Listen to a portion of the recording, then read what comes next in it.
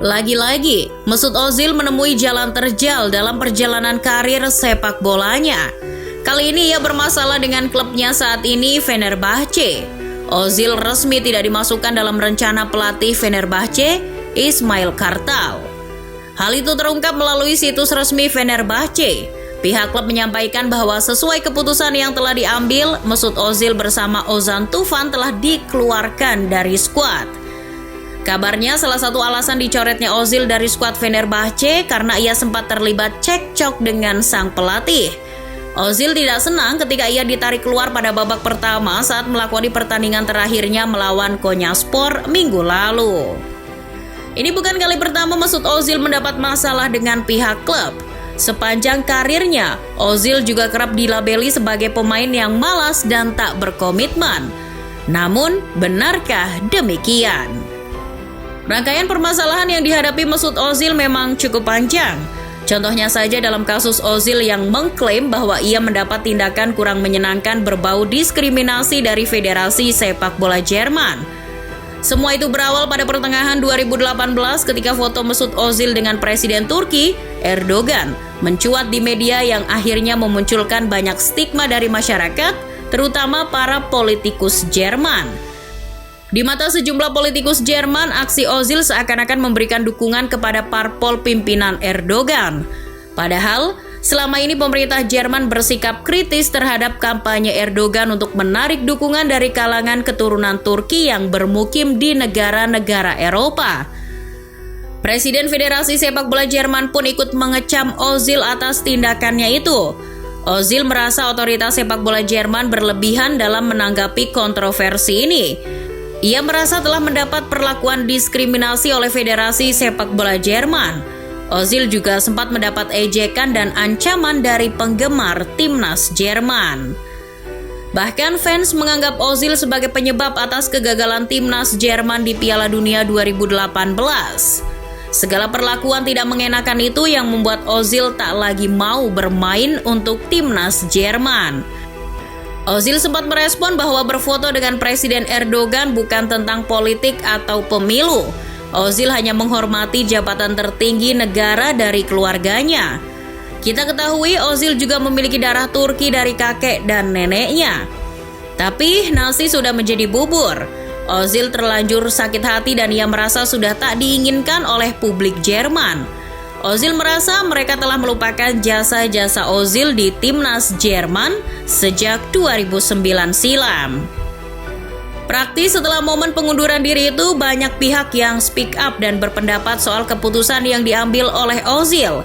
Ada yang mendukung, namun ada juga yang malah membeberkan fakta-fakta lain bahwa Ozil memang pribadi yang toksik dan terkadang jadi sumber masalah. Permasalahan Ozil dengan sepak bola Jerman memancing Uli Hoeneß selaku presiden klub Bayern Munchen untuk berkomentar.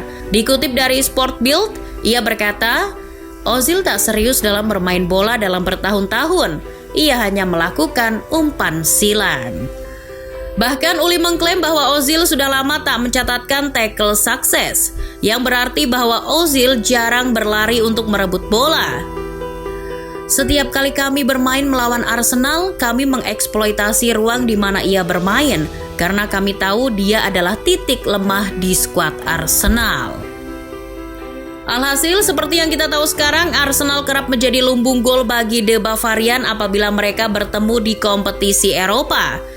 Pernyataan tersebut setelah tiga uang dengan pendapat dari legenda Arsenal Thierry Henry. Ia sejatinya pernah mengaku sebagai penggemar dari pemain kidal ini. Henry mengakui bahwa saat performanya sedang bagus, penampilannya hampir tak terbendung. Namun ketika Ozil bermain dengan jersey Arsenal, terkadang performanya di lapangan tidak memenuhi standar klub. Hal itu karena menurut Henry, Ozil belum cukup keras dalam berusaha di tempat latihan. Gajinya yang sangat tinggi malah jadi bumerang tersendiri bagi Ozil.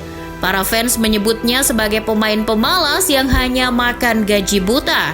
Lantaran performa yang ia tunjukkan tak mencerminkan jumlah gajinya yang mencapai 350.000 euro per minggu. Tak berhenti di situ, selain dikenal sebagai pemain yang mager, Ozil juga kerap menunjukkan sikap yang kurang profesional kepada klub. Seperti contoh saja sewaktu ia memasuki masa-masa akhir di Arsenal. Unai Emery yang kala itu masih menukangi Arsenal sempat membeberkan perilaku tidak profesional yang dilakukan oleh Mesut Ozil. Emery menyoroti tindakan Ozil yang mengabaikan jadwal pertemuan dengannya usai kekalahan Arsenal di final Liga Eropa tahun 2019 lalu. Ia sempat membicarakan hal tersebut pada salah satu sesi wawancara dengan media Inggris. Kami kembali ke London pukul 8 pagi dan saya pulang ke rumah, tidur 3 jam dan kemudian kembali ke Colney. Saya mengadakan pertemuan dengan semua pemain hari itu. Obrolan 4 mata selama setengah jam dengan masing-masing pemain. Hanya Ozil yang tidak mau datang. Unai Emery selaku manajer Arsenal selalu berusaha membangun kedekatan dengan masing-masing pemain, termasuk Mesut Ozil. Namun sikap yang ia tampilkan dan tingkat komitmen yang rendah dirasa cukup menyulitkan bagi Emery. Dengan komitmen Ozil yang menurun, itu mengakibatkan kepercayaan rekan satu tim pun ikut menurun. Rekan satu tim Arsenal sudah tidak mempercayai Ozil untuk menjadi kapten tim. Sejatinya Ozil hanya berstatus kapten keempat di Arsenal. Ia hanya memerankan sebagai kapten Arsenal untuk beberapa laga saja. Namun dengan tingkat komitmen terhadap klub yang begitu rendah, rekan satu tim memandang Ozil sebagai pemain yang tak pantas menjadi pemimpin tim. Bahkan hanya untuk menjadi kapten keempat. Kini Ozil kembali bermasalah dengan klubnya Fenerbahce. Ia dicoret dari daftar skuad utama hingga waktu yang tak ditentukan. Hal ini menimbulkan netizen Indonesia untuk memakai ilmu cocok logi mereka. Beberapa bulan yang lalu memang sedang santer terdengar bahwa Ozil akan bermain di Liga Indonesia bersama Rans Cilegon. Rumor itu mencuat setelah Rans Cilegon berhasil mengamankan 1 tiket promosi ke kompetisi kasta tertinggi sepak bola Indonesia. Beberapa netizen menyimpulkan bahwa sikap Ozil yang mengakibatkan ia dicoret dari skuad merupakan trik untuk segera keluar dari Fenerbahce agar bisa secepatnya gabung Rans Cilegon. Kalau soal begini, netizen Indonesia memang paling bisa.